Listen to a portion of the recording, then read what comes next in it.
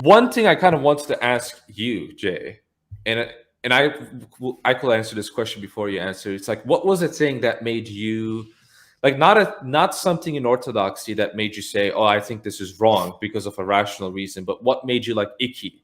Because from me, and this might sound really strange because I'm the icon veneration guy, at least these days, from the Orthodox camp, but icon veneration was kind of strange to me when I first became Orthodox. I kind of looked at it and was like, how is this not like this kind of this kind of looks suspicious, but I guess I'll do it kind of a thing. But like stuff like that, right? Like not something that's like rational, like you're opposed to it because of some rational reason, but rather something that it took some time for you to get used to. Because I think a lot of people have that, and it's very normal because a lot of people are not used to Orthodox Christianity.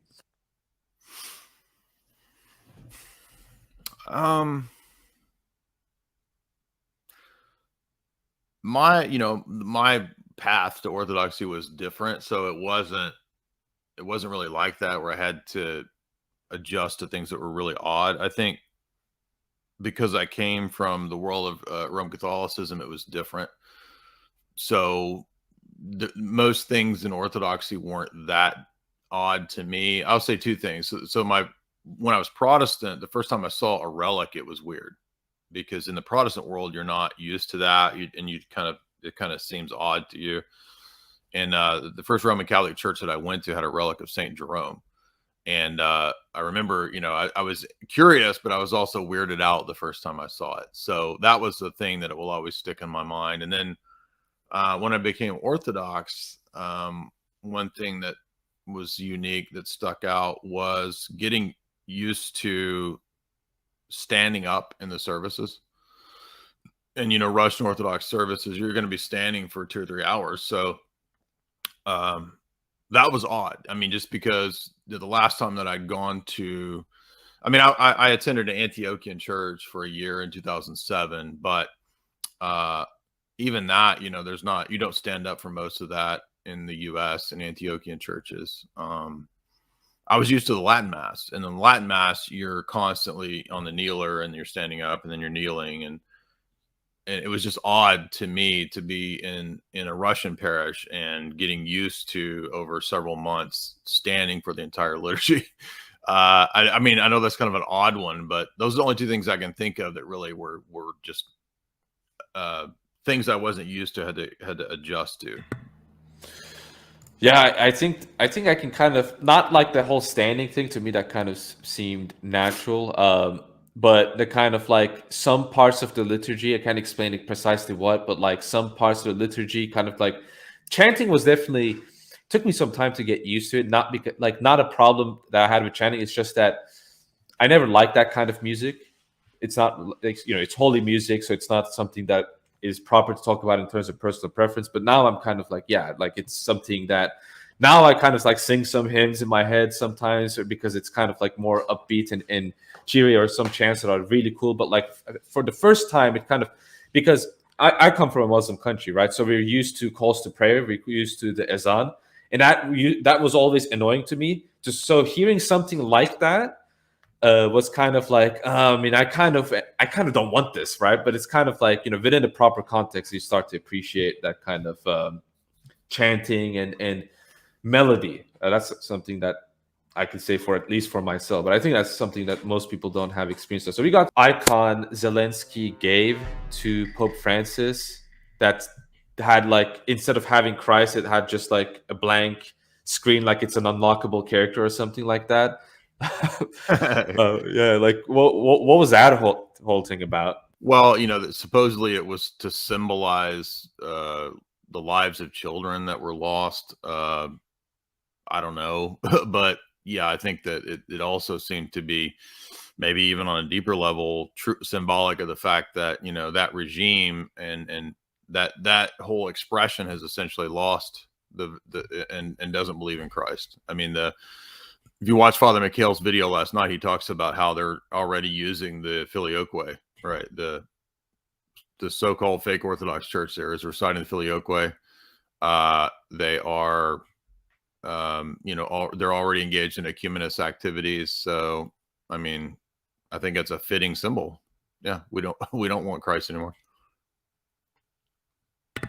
Yeah, I think that's like my general take on this situation as well is that because I want to make it clear, like it's not because I'm afraid that I might be interpreted that way. I generally like I'm not like pro-Russian in this whole like situation that's going on, because I think there's some issues that Russia needs to solve, and both in regards to this issue and both in regards to the church, what it is doing, particularly in Africa.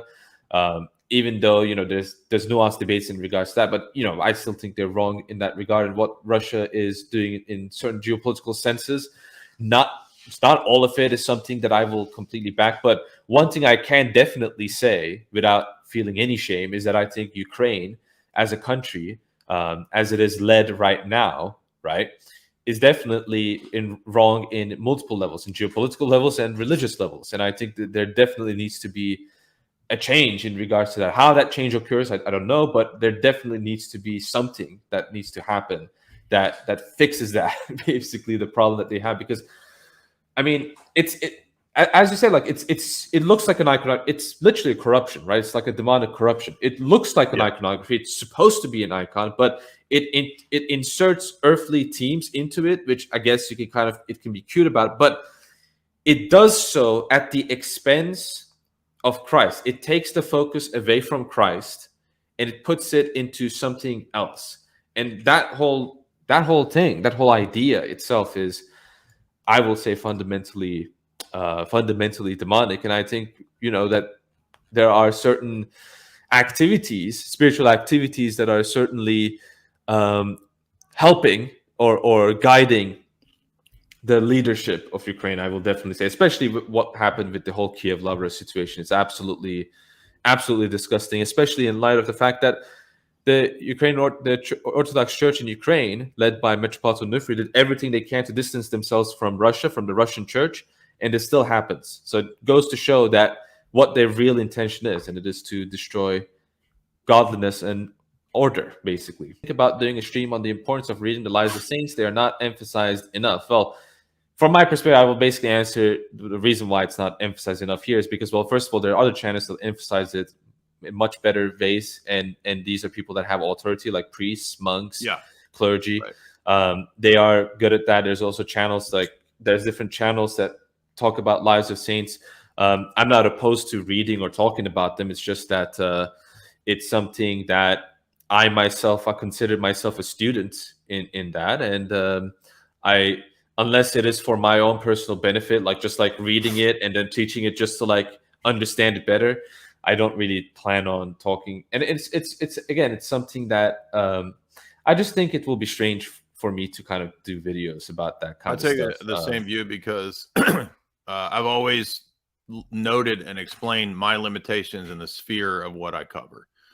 And like David said, the whole point of this is not for you to intellectually sit around and think about these things, but going into the church. And when you go into the church, you will have ample opportunity to invest your time and your efforts and your attention into those things, because your priest and your spiritual father will be guiding you in those things. So my channel is never going to be a guru spiritual guide channel, because that's not what I do. And everybody knows I've always said that I don't do that. And so I stick to the lanes in which I can speak to, ideas with proficiency.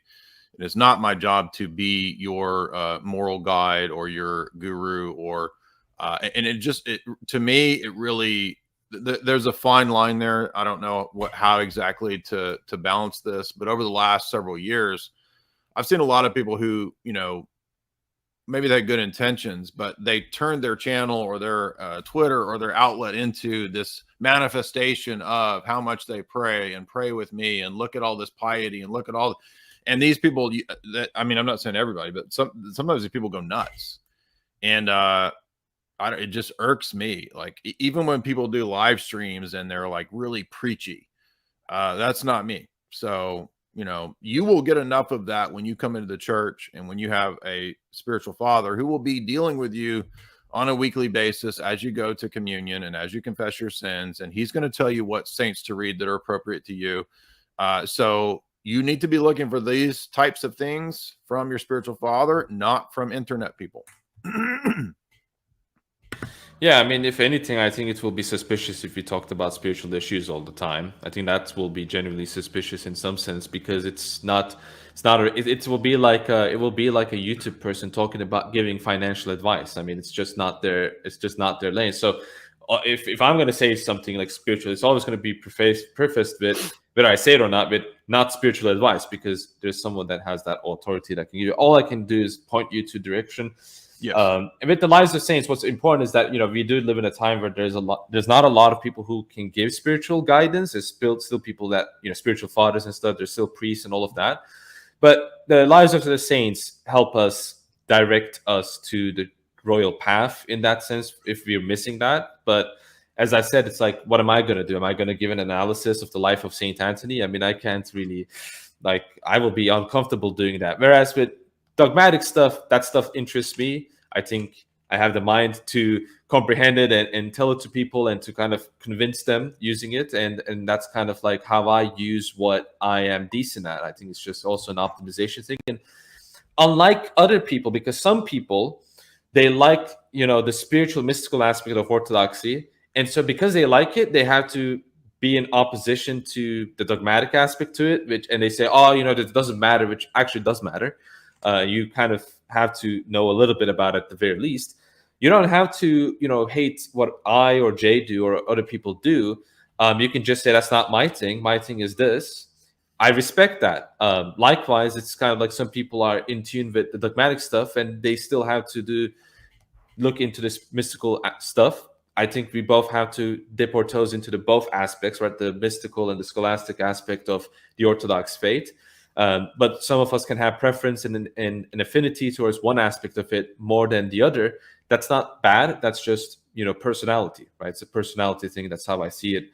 So I think some people take it too far and try to denigrate the other side. Most of the time, I see people denigrating those who focus on the dogmatic aspect of the faith more than the other one, because that seems to be more acceptable to do nowadays. So I think that's completely wrong, and I will recommend people not to have that kind of an approach.